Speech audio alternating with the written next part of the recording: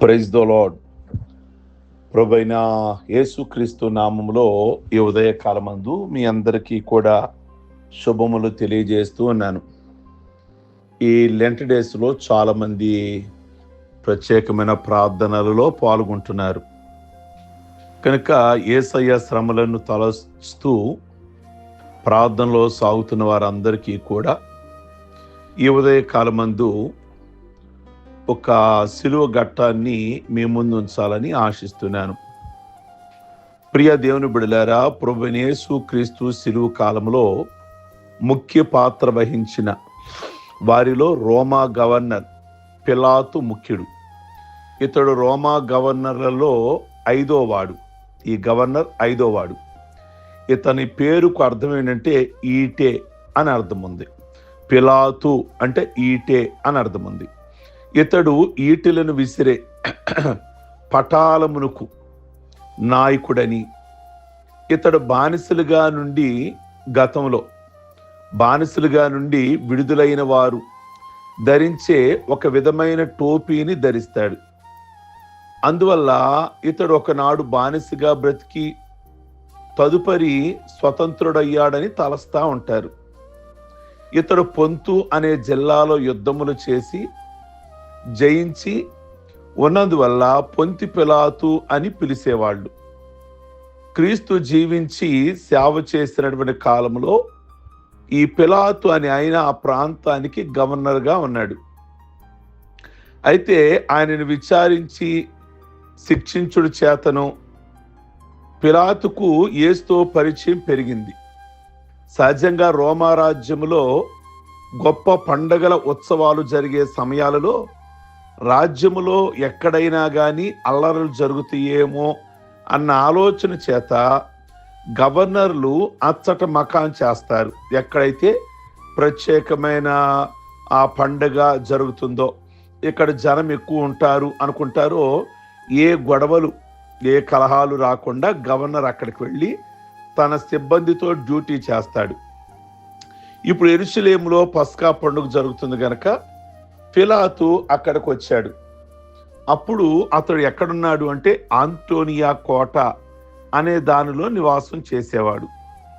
అప్పుడు ఆ యోధా నాయకులు యేసును పట్టి ఈ గవర్నర్ దగ్గరికి తీసుకొచ్చారు. తామే యేసు మరణాన్ని గాని, ప్రియ దేవుని బిడ్డలారా, శిక్షకు పాత్రుడని తీర్మానించి ఆ శిక్షను ఖరారు చేయమని పిలాతు దగ్గరికి తీసుకొని వచ్చారు. న్యాయాధిపతిగా ఆ కేసును వ్యక్తిగతంగా విచారించకుండా శిక్ష విధించడానికి ఒప్పుకొనక, ప్రియ దేవుని బిడ్డలారా, మరి ఆ మాటలు అక్కడ మనం బైబిల్ గ్రంథంలో చూస్తే యేసుక్రీస్తు తానే రాజునని చెప్పుకొనుచున్నాడని, రాజద్రోహనియు నిర్ధారించారు. యేసుక్రీస్తు గురించి వాళ్ళు వేసినటువంటిది ఆయనే రాజు అని అనుకుంటున్నాడు గనక రాజద్రోహి అని ముద్ర వేశారు. నిజంగా యేసుక్రీస్తును విచారించే అధికారి అయిన పిలాతు యేసును విడుదల చేయడానికి అన్ని విధాల అధికారం ఉన్నవాడే, పూచి ఉన్నవాడే. కానీ పిలాతు అల్లరి ఎక్కువ అవుతున్నది కానీ తన వల్ల ప్రయోజనం ఏమీ లేదని తలంచి నీళ్లు తీసుకొని జనసమూహం ఎదుట చేతులు కడుక్కున్నట్లుగా మనం బైబిల్లో చూస్తాం. చేతులు కడుక్కున్నటువంటి పిలాతు ఆ రాజ్యపు గవర్నర్, శిక్షించడానికి ప్రేమించడానికి సర్వాధికారములు ఉన్నవాడు, ముఖ్య పూచీదారుడు. అయితే ఇక్కడ ఇతడు చేతులు కడుక్కున్నట్టు వ్రాయబడింది. ప్రియ దేవుని బిడ్డలారా, నిజంగా ఇవి పిలాతు విధులను, న్యాయమును ప్రక్కదారికి పట్టించు మాటలు, నాకెందుకులే ఈ గొడవ అనే తలంపు మాటలు. తెలుగు సామెత చెప్పినట్లుగా తప్పించుకు తిరుగువాడు ధన్యుడు సుమతి అనే దానికి అనుగుణమైన మాటలై ఉన్నాయి. ఈ పిలాతు ఎట్లు తాను ఈ విషయంలో నుండి నీతిమంతుడిగా బయటపడగలడు? యేసుని విడిపించగలిగిన అధికారము, శక్తి, సైనిక బలము కలిగి ఉన్నప్పటికీ అతడు ఆ వనరులను వాడుకోవడానికి ఇష్టపడలేదు. ప్రియ దేవుని బిడ్డలారా, చేతులు కడిగి వేసుకున్నాడు. నాకు తెలియదు, నాకు సంబంధం లేదు అని. ఈనాడు క్రైస్తవ జనాంగంలో కూడా వారికి పూచీలున్న బాధ్యతలున్న విషయాన్ని పట్టించుకోకుండా నాకేమీ పట్టదలే అన్నట్లుగా చేతులు కడిగి వేసుకునే విధానాన్ని మనం చూస్తున్నాం. ఇక్కడ అసలు ఆ పూచీదారుడైన ఇతడు ప్రియ దేవుని బిడ్డలను ఎన్నో విషయాలు చేస్తారు. పెద్దరకం పూచీలు తీసుకుంటారు, కానీ పరిస్థితి కొంచెం వ్యతిరేకమైన కొంత చిక్కు వస్తుందని తెలియగానే నాకేమీ తెలియదు అని తప్పుకొనడానికి చేతులు కడిగి వేసుకుంటారు. నేను ఈ విషయంలో ఏ దోషము లేని వ్యక్తిని అని ప్రకటించుకుంటే ఎంత దోషమో ఈ ఉదయకాలమందు గ్రహించాలి. కనుక పిలాతు అధికారం ఉన్నవాడే యేసును తీర్పు కొరకై, క్రీస్తుని తీర్పు కొరకై హేరోదుని వద్దకు పంపించాడు. అంతకుముందు శత్రువులకు వారిద్దరు, ఎవరు? పిలాతు, హేరోదు శత్రువులు. కానీ పిలాతు యేసు క్రీస్తుని హేరోదు దగ్గరికి పంపించాడు. కనుక ఇప్పుడు యేసు నిమిత్తమై వారిద్దరూ కూడా స్నేహితులయ్యారు. ప్రియ దేవుని బిడ్డలారా, కనుక యేసు క్రీస్తు రాజద్రోహి అని నేరారోపణ చేసినప్పుడే నా రాజ్యము ఈ లోక సంబంధమైనది కాదని, సత్య సంబంధి అని చెప్పినప్పుడు సత్యమనగా ఏమిటి అని ప్రశ్నించాడు యేసు క్రీస్తుని పిలాతు. ప్రియ దేవుని బిడ్డలారా, పండుగ వాడుక ప్రకారం ఒక ఖైదీని విడుదల చేయాలి. వాస్తవంగా అది వాళ్ళ ఆచారం. ఒక పండగలో, ఏ పండగ అయినా కానీ ఒక ఖైదీని విడుదల చేయాలి. ఆ ఏర్పాట్లు యేసు క్రీస్తుని విడిపించే అవకాశం ఉంది పిలాతుకి. కానీ ప్రజలకే ప్రాముఖ్యత ఇచ్చాడు, మనుషులు సంతోషపెట్టేవాడుగా అయ్యాడు. అతడు తీర్పు పీఠం మీద ఉన్నప్పుడే తన భార్య పిలాతుకి పంపించింది, అయ్యా, ఆ నీతిమంతుడైన యేసు జోలికి పోవద్దు, ఈ రోజు మార్నింగ్ నేను ఒక చెడ్డ కల కన్నాను అని పంపింది. చివరకు ఆయన సిలువుకు కొట్టుడికి అప్పగించాడు. సిలువు పైనున్న వ్రాతను మార్చమని యోధావారు అడిగారు, సైనికులు అడిగారు. అంటే అది కూడా పేరు విలాసము. ఆ ప్రియ దేవుని బిడ్డలారా, మార్చడానికి తాను ఇష్టపడలేదు. ఇన్ని సంబంధాలు, ఇట్టి హెచ్చరికలు భార్య ద్వారా కానీ లేక దేవుని ద్వారా కానీ ఏది కలిగినా కానీ ప్రియ దేవుని బిడ్డలారా, అతడు యేసు క్రీస్తుని విడిపించడానికి ఇష్టపడలేదు కదా. ఈ కార్యములో తనకి ఏమీ సంబంధం లేదు అన్నట్లుగా చేతులు కడిగి వేసుకున్నాడు. కనుక ఇది ఏ మాత్రమూ కూడా సరి అయినది కాదు. పరిశుద్ధ గ్రంథం తెలిపే మాట ఏమిటంటే, మేలు చేయు నెరిగియుండియు మేలు చేయక కీడునే చేయవాడు దోషి అని తెలుపుతుంది. ఈనాడు సమాజ పోకడలు కూడా పిలాతు పోకడల్లాగానే ఉన్నాయి. నాకెందుకులే, తప్పించుకుని ప్రియ దేవుని బిడలారా, లేని పోని గొడవలు అనే దృష్టి అది కరెక్ట్ కాదు. బాధ్యత కలిగిన స్థానంలో ఉండి నాకెందుకులే అనేది. కనుక ఇలాంటి విషయాలు మనం చాలా చూస్తూ ఉంటాము. సహజంగా సంఘ సభ్యులుగా ఉన్నవారు సంఘాలలో జరిగే ఘనమైన కార్యాలలో మాత్రం ఆ కార్యక్రమంలో నేను కూడా ఉన్నానండి, ఘనత నాకు కూడా చెల్లుద్దండి, ప్రియ దేవుని బిడ్డలారా, మరి మమ్మల్ని మెచ్చుకోరేంటి అనే వాదాలు కూడా దిగేవారు ఉన్నారు. పాస్టర్ గారి మీద ఎదురాడేవారు కూడా ఉన్నారు.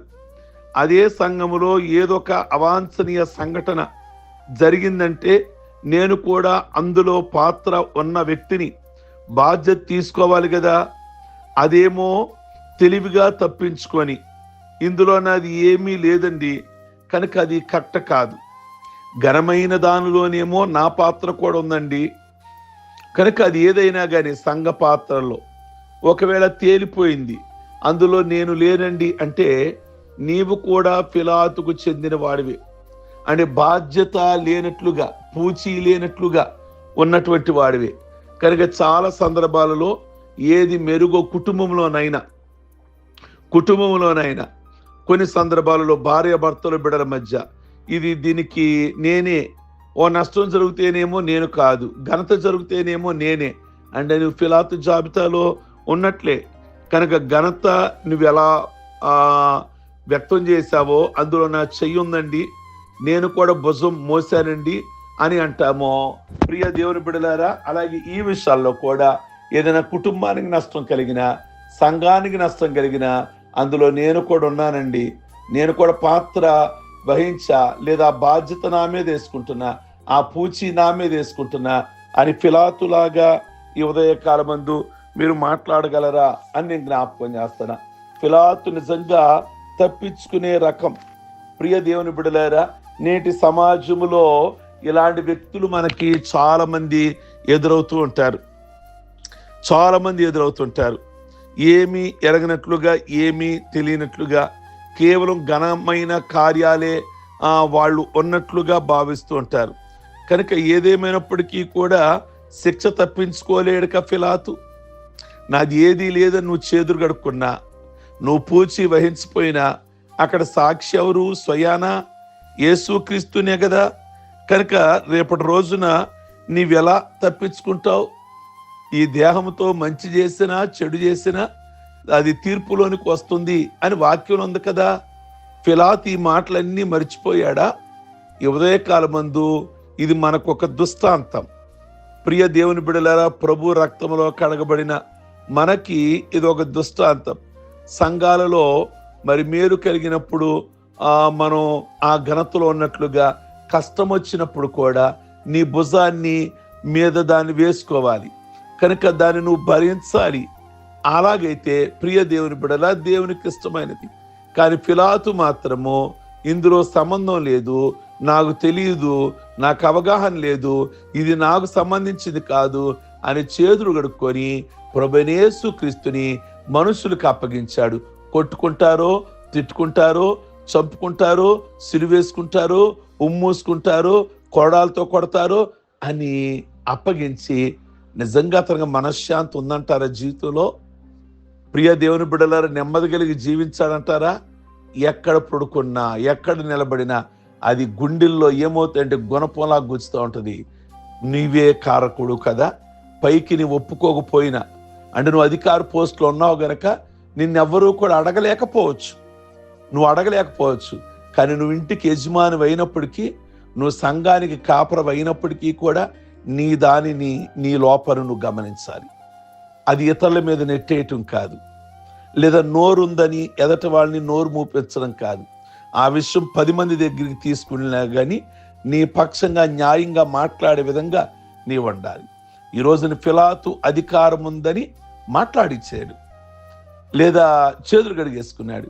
కానీ రేపు ప్రభు దగ్గరికి వెళ్ళిన తర్వాత ప్రభు ముందు నిలబడాలి కదా.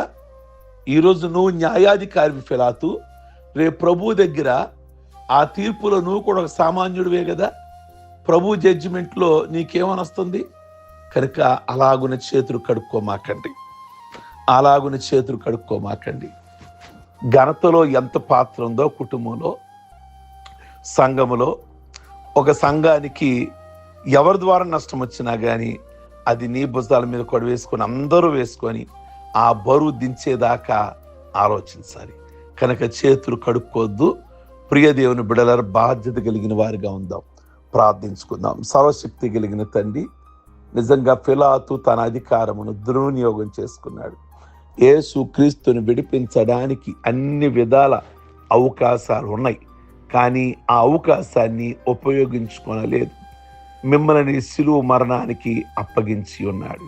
కనుక మేము కూడా కొన్ని సమయాల్లో ఇది నష్టం, ఇది కష్టం, ఇది భారం అంటే నాకిందులో బాధ్యత లేదని, ఘనత కలిగిన దానిలో మాత్రం నేను కూడా ఉన్నానండి, ఆ రోజు నేను కూడా ప్రార్థన చేశాను, నేను కూడా సహకరించాను అని మాట్లాడి, మరి సంఘానికి నష్టం కలిగినప్పుడు నాది ఇందులో ఏమీ లేదు అనేవారిగా, లేదా కుటుంబాలలోనైనా అలాగ ఉండకూడదని మీ వాక్యము సెలవిస్తుంది.